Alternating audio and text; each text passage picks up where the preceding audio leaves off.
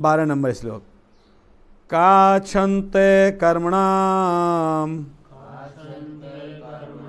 सिद्धिम यजन्ते देवता क्षिप्रम हि मानुषे लोके सिद्धिर्भवति कर्मजा। इस संसार में मनुष्य सकाम कर्मों में सिद्धि चाहते हैं, फलस्वरूप वो देवताओं की पूजा करते हैं। निसंदेह इस संसार में मनुष्यों को सकाम कर्म का फल शीघ्र प्राप्त होता है। तो अभी भगवान बता रहे हैं पूजा की विधि, कौन किसको पूजा करता है उसके विषय पे बताएंगे।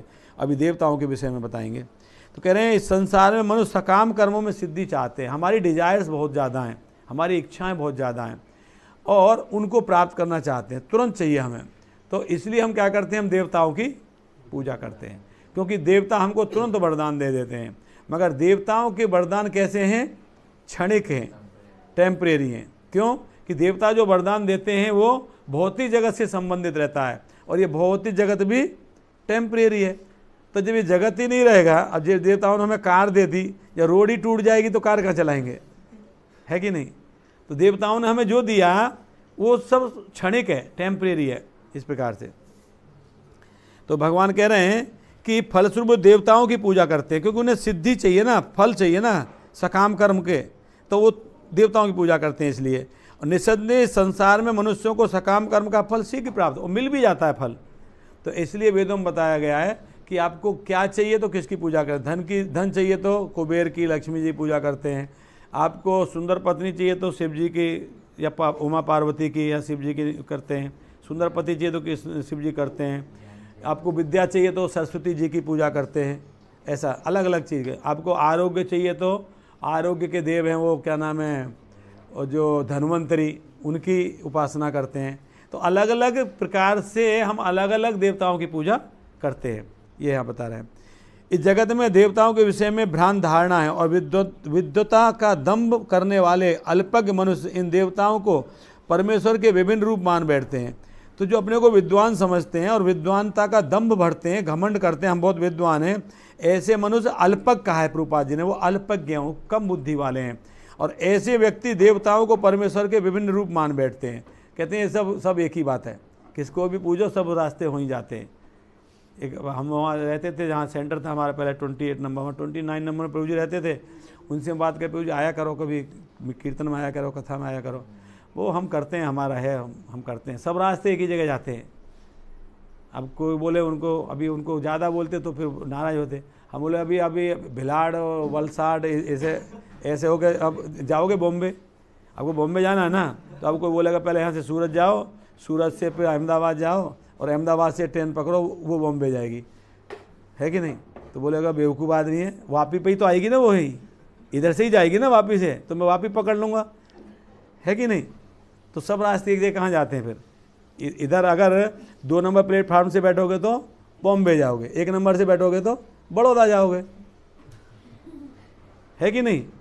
तो सब रास्ते एक जगह कहाँ गए, 2 नंबर वाला भी वहीं जाना चाहिए बॉम्बे और 1 नंबर वाला भी बॉम्बे जाना चाहिए। अब तो यही सोच के बैठे थे सब रास्ते एक जगह जाते हैं।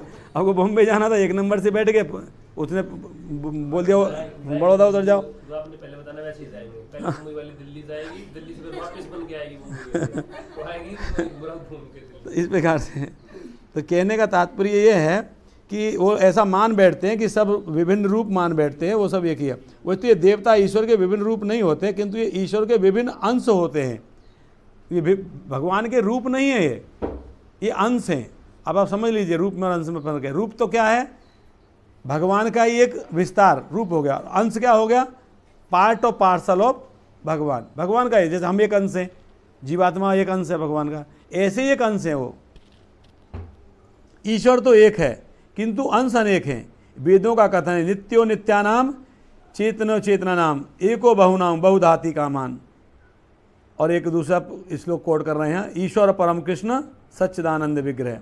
तो कृष्ण ही एकमात्र परमेश्वर हैं। सभी देवताओं को इस भौतिक जगत का प्रबंध करने के लिए शक्तियां प्राप्त हैं। तो देवताओं को शक्तियां दी गई हैं इस जगत का मैनेजमेंट देखने के लिए।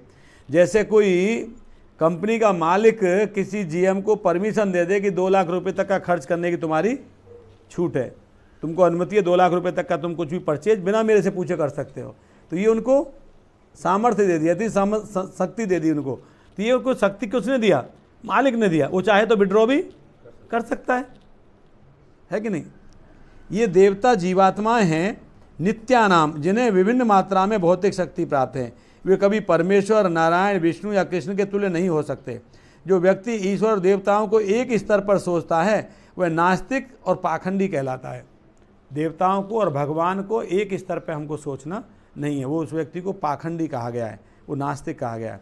यहाँ तक कि ब्रह्मा तथा शिव जी जैसे बड़े बड़े देवता भी परमेश्वर की समता नहीं कर सकते। वास्तव में ब्रह्मा तथा शिव जैसे देवताओं द्वारा भगवान की पूजा की जाती है। तो भी आश्चर्य की बात यह है कि अनेक मूर्ख लोग मनुष्यों के नेताओं की पूजा उन्हें अवतार मानकर करते हैं। ये यहाँ तो ब्रह्मा और शिव की बात हो रही है। ब्रह्मा जी खुद ब्रह्म विमोहन लीला में भगवान कृष्ण की स्तुति करते हैं। ब्रह्मा जी करते हैं कि नहीं? ब्रह्म विमोहन लीला में भागवतम में आप सुनते हो। और शिव जी, तो शिव जी कहा गया वैष्णव नाम यथा शंभु, सबसे बड़े वैष्णव है शिव जी। शिव जी सबसे बड़े वैष्णव है। तो ये जब शिव और ब्रह्मा जो भगवान की स्तुति करते हैं तो कुछ ऐसे मूर्ख लोग हैं जो मनुष्य को ही भगवान बना देते हैं। कुछ लोग मनुष्य को ही भगवान बना देते हैं। कई लोगों के घर पे आप देखोगे ऐसे, वो भगवान को बोले यही है भगवान हमारे। तो एक व्यक्ति के मैं जाता हूँ, दुकान पे जाता हूँ, उनके एक बाबा जी हैं कोई, उनकी वो फोटो लगा के रखे हुए हैं। बोले ये कौन है? ये ब्रह्मलीन परम इतने 108 1008 ये क्या क्या बोल के ये वो हैं। मैंने बोलिए, तो लोग व्यक्ति को ही भगवान बना देते हैं। देवताओं की तो बात छोड़ो, व्यक्ति को भी। अनेक मूर्ख लोग हैं जो मनुष्य के नेताओं को भगवान बनाते हैं। एक बार मेरे को बता रहा था, एक व्यक्ति ने क्या किया उड़ीसा में कि उसने बोला कि हम लोग 3 भाई बहन हैं, एक मैं हूँ, एक मेरे बड़े भाई हैं और एक हमारी बहन है। तो हमारी बहन सुभद्रा है और हमारे बड़ा भाई है ना वो बलराम है और मैं जगन्नाथ हूँ। मतलब 2 भाई 1 बहन है, इसका मतलब ये बलराम, ये सुभद्रा और ये जगन्नाथ हो गए। लोगों ने मान भी लिया, हाँ सही बात है, ये तीनों बहन भाई है ना, ये जगन्नाथ है, ये बलराम है और ये सुभद्रा है। तो इस प्रकार से व्यक्ति मनुष्यों को ही भगवान बना देता है। यह देवता पद इस प्रकार से शक्तिशाली मनुष्य या देवता के लिए आया है, लेकिन नारायण, विष्णु, कृष्ण जैसे भगवान इस संसार के नहीं हैं। प्रभुपाद जी कह रहे हैं वो इस भौतिक जगत से रिलेटेड, संबंधित नहीं हैं। वे भौतिक सृष्टि से परे रहने वाले हैं। निर्विशेषवादियों के अग्रणी श्रीपाद शंकराचार्य तक मानते हैं कि नारायण या कृष्ण इस भौतिक सृष्टि से परे हैं। निर्विशेषवादियों के जो गुरु हैं कौन है? शंकराचार्य। वो स्वयं कहते हैं कि भगवान कृष्ण इस भौतिक जगत से परे हैं, अध्यात्म जगत से हैं, इस प्रकार से। तो फिर प्रभुपाद कह रहे हैं फिर भी मूर्ख लोग हत ज्ञान मतलब जिनका ज्ञान हर लिया गया है, जिनमें ज्ञान नहीं है, माया अपहृत ज्ञान, अपहृत जिनका ज्ञान माया ने हर लिया है, ऐसे लोग देवताओं की पूजा करते हैं क्योंकि वे तत्काल फल चाहते हैं, तुरंत इमीडिएट फल चाहिए। उन्हें फल मिलता भी है किंतु वे ये नहीं जानते कि ऐसे फल क्षणिक होते हैं और अल्पज्ञ मनुष्यों के लिए, बुद्धिमान लोगों के लिए वो फल नहीं है। अगर अब किसी देवता की उपासना करके देवता ने हमें ऐश्वर्य दे दिया तो हम तो कूदने लगेंगे, उछलने लगेंगे, अरे अभी मेरे पास इतना सारा ऐश्वर्य आ गया है। मगर वो ऐश्वर्य कितना समय के लिए है? क्षणिक है वो। हमारा शरीर कब तक रहेगा? एक लिमिट में है ना, वो ख़त्म हो जाएगा, नष्ट हो जाएगा। तो फिर उसका क्या होगा? जो ऐश्वर्य मिला था हमें वो भी खत्म।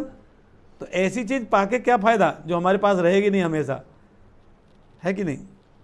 इस प्रकार से तो किंतु ये नहीं जानते कि ये सब फल क्षणिक है, अल्पज्ञ मनुष्यों के लिए। बुद्धिमान व्यक्ति कृष्ण भावनामृत में स्थित रहता है।